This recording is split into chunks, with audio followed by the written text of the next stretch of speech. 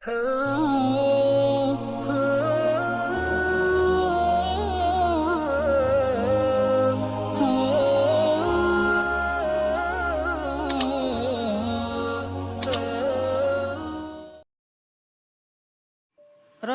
Shallallahu Alaihi Wasallam itu teladan beliau bukan hanya dalam urusan kelebihan-kelebihan dan keistimewaan beliau.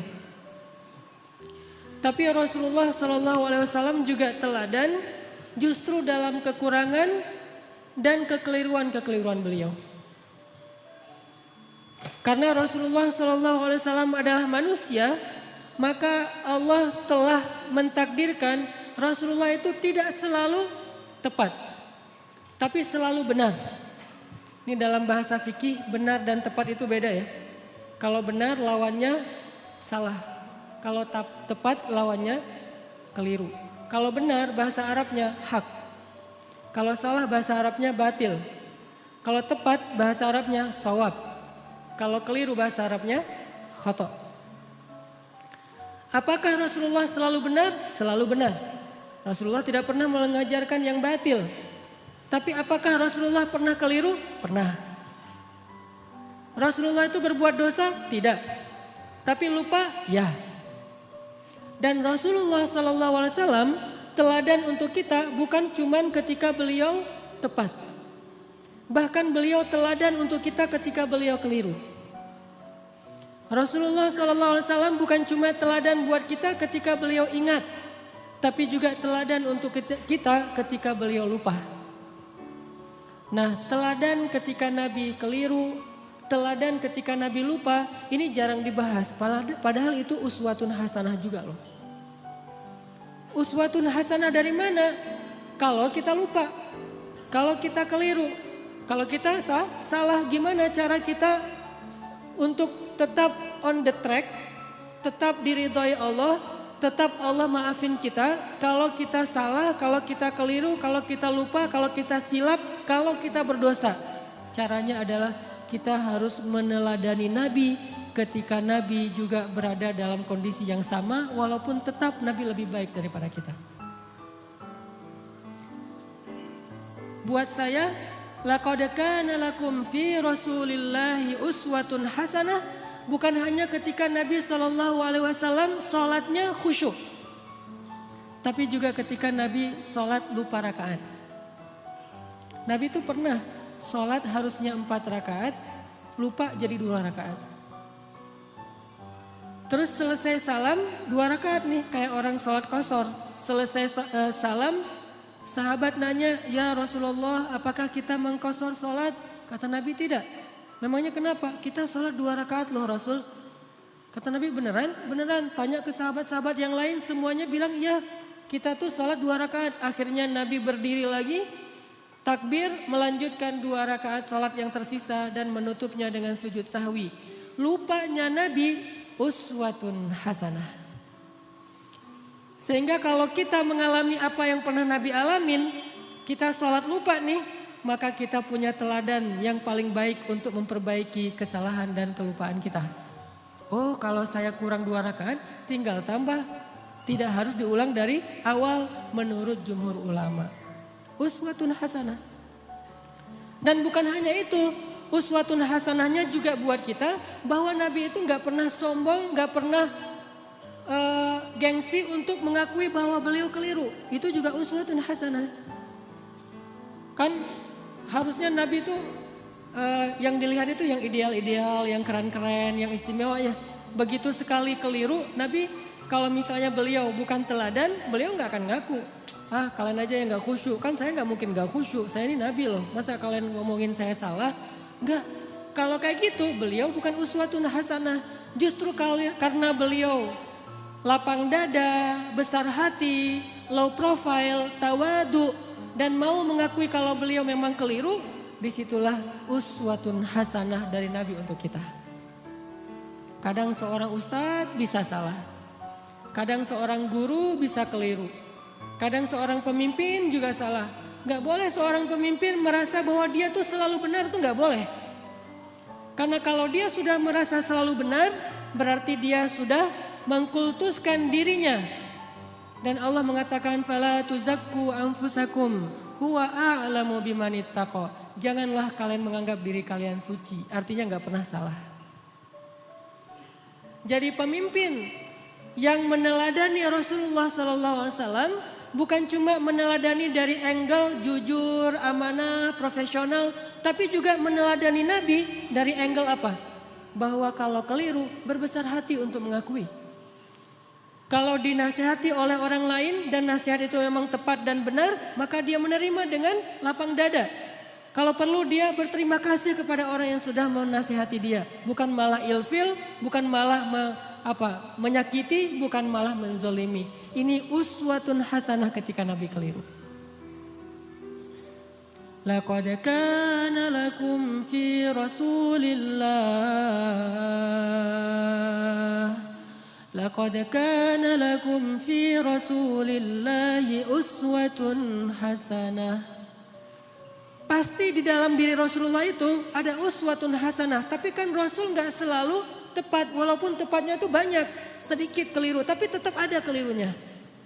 Bahkan kalau kita baca ayat-ayat Al-Quran, kita akan menemukan lebih dari satu ayat-ayat teguran terhadap Nabi. Ya kan? Walaupun yang populer satu, surat Abasa. Tapi surat dengan makna yang sama dengan surat Abasa di dalam Al-Quran itu lebih dari satu. Ada beberapa, bahkan lebih dari 3. Kenapa kok Nabi sampai kayak gitu? Biar kita bisa meniru Nabi kalau kita melakukan kesalahan. Seorang suami tidak selalu harus benar. Dan tidak perlu merasa gengsi mengakui kalau kali ini yang benar adalah istrinya. Buat yang udah punya istri. Yang belum punya juga belum tentu selalu benar. Kadang yang benar adalah teman kos-kosannya. Kadang yang benar adalah mantannya. Kan gak masalah kan?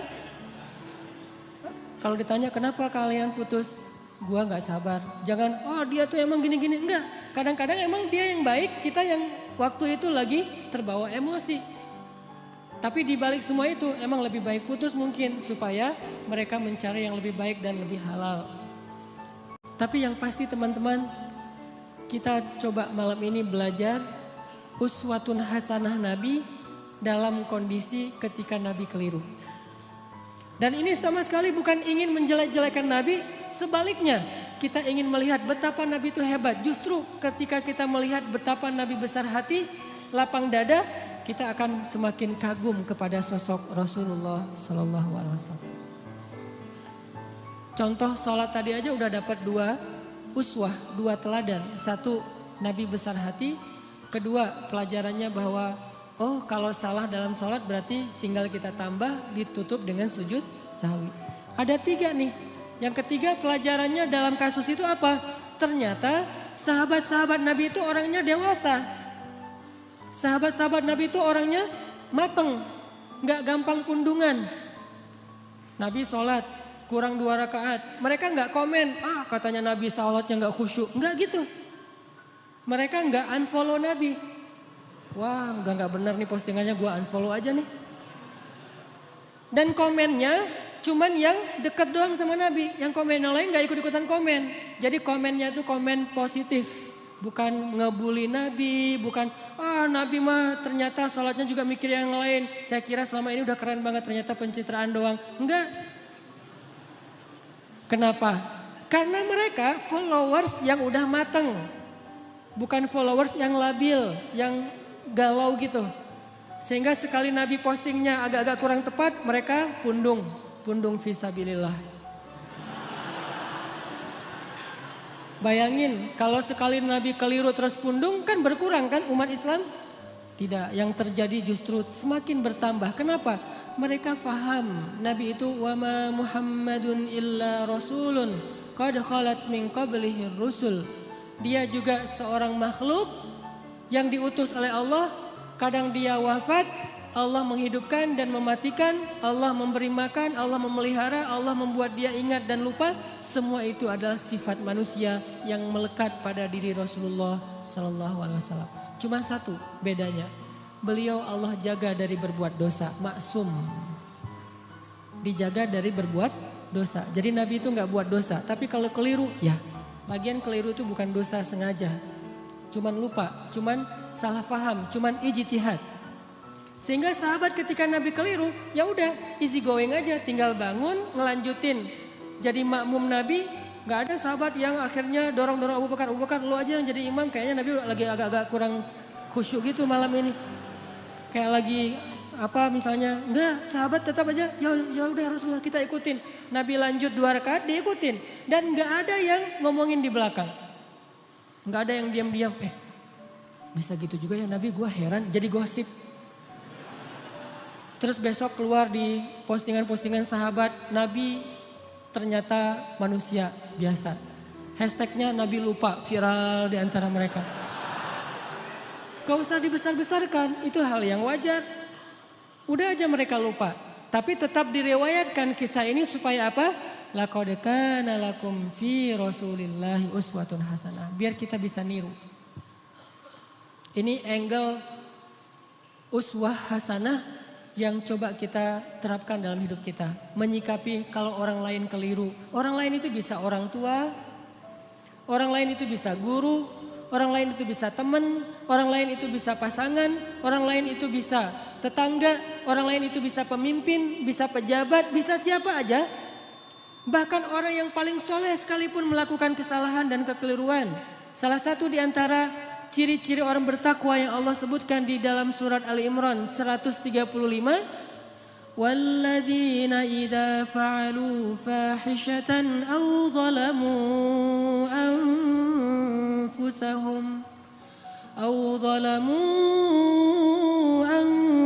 anfusahum dzakarullaha fastaghfaru lidzunubihim. Orang yang bertakwa kata Allah adalah orang-orang yang apabila melakukan kesalahan, menzalimi diri sendiri, atau melakukan fahisyah, dosa sembunyi-sembunyi. Coba, ternyata orang bertakwa juga bisa ngelakuin dosa, kesalahan. Bedanya apa? Zakarullah. Ketika dia sadar, ketika dia ingat, ketika dia diingatkan oleh orang lain, fastaghfaru lidzunubihim. Buru-buru dia meminta ampun kepada Allah dan tidak lagi melakukan kesalahan itu. Ini bedanya orang bertakwa sama orang yang tidak bertakwa. Kalau orang yang tidak bertakwa, salah gak mau memperbaiki diri. Kalau orang bertakwa, salah juga tapi mau segera recovery, memperbaiki diri. Jadi peluang berbuat salah sama antara orang yang bertakwa dengan yang tidak bertakwa, sama peluangnya. Jangan sampai kita mengkultuskan satu orang, satu tokoh, satu kelompok. Mentang-mentang mereka membawa slogan-slogan Islam, memakai simbol-simbol Islam, menggunakan penampilan-penampilan yang kesannya Islami, lantas gak boleh keliru, gak boleh salah. Wah, hijabnya aja yang syar'i, ternyata pemarah misalnya. Ustadz, mending mana tuh? Orang yang sholat tapi masih korupsi daripada orang yang gak korupsi, orang yang jujur tapi gak sholat. Kan mending yang jujur, walaupun gak sholat tapi yang penting dia jujur. Enggak. Orang yang sholat tapi masih korupsi, sholatnya berpahala, korupsinya berdosa. Orang yang jujur tapi gak sholat, jujurnya berpahala, gak sholatnya berdosa. Masing-masing mendapatkan sesuai dengan amalnya. Famay ya'mal mithqala dzarratin khairan yarah wa may ya'mal mithqala dzarratin syarran yarah. Jadi gak ada mending-mendingan. Tinggal nanti hisabnya di sisi Allah aja di akhirat. Apakah ini lebih banyak pahalanya atau ini lebih banyak dosa? Allahu a'lam. Yang jelas kita belajar sekarang gimana meneladani Rasulullah SAW ketika kita salah, ketika kita berbuat dosa, ketika kita keliru, dan juga ketika orang lain yang melakukan kekeliruan dan kesalahan itu. Teman-teman yang dirahmati Allah Subhanahu Wa Taala, belajar meneladani Nabi SAW itu bukan sekedar belajar mendapatkan wawasan tentang perilaku Nabi, bukan. Kita hafal ayat itu, tapi tidak menjadi perilaku, tidak jadi karakter, nggak jadi attitude, berarti kita belum meneladani Nabi. Cuma hafal ayatnya doang nih. Kita hafal banyak hadis Nabi, kita baca banyak sirah, buku-buku tebal tentang sejarah Nabi, tapi tidak merubah attitude kita menjadi lebih baik seperti yang dicontohkan Nabi, kita berarti belum belajar dan belum meneladani Nabi, cuman tahu doang. Itu namanya orang yang musakof, orang yang berwawasan, belum menjadi orang yang alim, orang yang berilmu. Kenapa? Karena tidak disebut ilmu sebelum dia menjadi rasa di dalam hati dan menjadi perilaku dalam kehidupan. Kalau cuma sekedar wawasan, itu bukan ilmu, itu namanya sakofah, itu namanya wawasan. Makanya malam ini ketika kita belajar uswatun hasanah Nabi SAW, kita coba munculkan tekad dalam diri kita masing-masing. Pokoknya habis dengar sharing malam ini, saya pengen memperbaiki sikap saya di sosmed. Saya pengen memperbaiki sikap saya dengan teman. Saya pengen memperbaiki sikap saya kepada keluarga, terutama orang tua. Saya pengen memperbaiki sikap saya kepada mantan. Cara memperbaiki sikap kepada mantan apa? Unfollow. Gak boleh following ya. Kalau mau sesekali ngelihat, bikin aja 2 akun. 1 akun punya kita, 1 lagi untuk stalking ya. Pengalaman. Enggak boleh. Lupakan mantan. Jangan sampai kita baca atau mendengar cerita-cerita tentang Nabi hanya sekedar oh ya, oh gitu. Jangan. Kalau sekedar oh ya dan oh gitu, berarti ini cuma wawasan nih. Dan kalau cuma wawasan, kita ngaji sampai bertahun-tahun juga tidak semakin menjadi lebih baik. Harusnya belajar ilmu yang tadi kata Nabi, siapa yang menempuh jalan untuk mencari ilmu, Allah mudahkan jalan ke surga. Itu ilmu loh, bukan wawasan yang dicari. Kalau wawasan kita bisa kayak otodidak gitu. Kita bisa belajar sendiri dengan dengerin YouTube. Tapi kalau ilmu kan bukan cuma dengar. Kita latih tuh. Apa yang udah kita dengar kita latih sehari mungkin gak langsung jadi nih. Sama kayak yang barusan kita dengar misalnya tentang gimana berbesar hati dalam menerima masukan orang lain. Kan gak gampang tuh. Gimana berlapang dada mengakui kekeliruan dan kesalahan kita. Walaupun itu menyakitkan. Itu gak gampang loh. Tapi kalau kita gak praktekin, berarti apa yang kita dengar itu baru sekedar wawasan. Belum memperbaiki perilaku dan attitude kita. Kita belajar sekarang uswatun hasanah Nabi SAW. Bukan sekedar pengen tahu, penasaran ayatnya mana aja ya. Hadisnya gimana aja ya. Kita bukan pengen berdebat dengan dalil. Kita pengen memperbaiki diri. Tapi kalau kita pengen berdebat dengan dalil, kita akan lebih fokusnya ke dalil itu riwayat siapa, kemudian teks aslinya kayak gimana. Terus kalau perlu di capture, nanti kalau ada teman kita yang berbeda pendapat tinggal kita broadcast, kita share. Ini sekedar wawasan yang dijadikan bahan perdebatan. Buat apa kalau kayak gitu? Harusnya kita belajar bukan supaya jago berdebat. Bukan kalau kita nanti berdebat dengan teman kita di grup, kita punya banyak argumen, dalil segala macam. Buat apa yang kayak gitu-gitu? Bahkan Nabi aja pernah mendengar sahabat berdebat di dalam Masjid Nabawi dilemparin debu sama Nabi. Jadi ada sahabat lagi ngaji nih, lagi baca Quran di dalam masjid. Kan rumah Nabi di sebelah masjid. Tadinya ngaji asik tuh seru. Bismillahirrahmanirrahim, baca santai. Lama-lama mulai terjadi keriuhan, kegaduhan. Nabi dalam rumah ngedengar kok udah mulai ada orang yang teriak-teriak ya. Kok mulai kayak ada orang yang marah-marah. Nabi keluar melihat mereka lagi berdebat tentang makna satu ayat. Nabi mengambil debu dan melempari mereka dengan mengatakan, kalau kalian membaca ayat Al-Quran, carilah ayat yang mempersatukan kalian. Artinya jangan membaca ayat-ayat yang membuat kalian berpecah belah, bukan ayatnya, tapi persepsi dan tafsiran terhadap ayatnya. Jadi teman-teman, saya pengen magerin dulu nih, bahwa yang kita belajar malam ini, termasuk saya, kita niatkan, untuk memperbaiki perilaku kita. Baik perilaku kita di dunia nyata atau di dunia maya. Pokoknya kita perbaiki perilaku kita. Dan anak Indonesia tuh, anak Jawa Barat, orang Sunda itu diantara seluruh suku yang ada di Indonesia itu kan termasuk salah satu suku yang terkenal, paling lembut, santun, tata keramanya luar biasa kan. Jangan sampai identitas itu hilang oleh modernitas. Sehingga gara-gara kita hidup di dunia maya, medsos, kita melupakan tradisi nenek moyang kita yang sebetulnya luar biasa.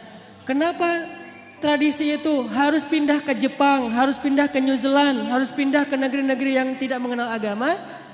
Harusnya tradisi itu tetap ada di negeri kita, di negeri orang-orang yang beriman kepada Allah Subhanahu wa taala.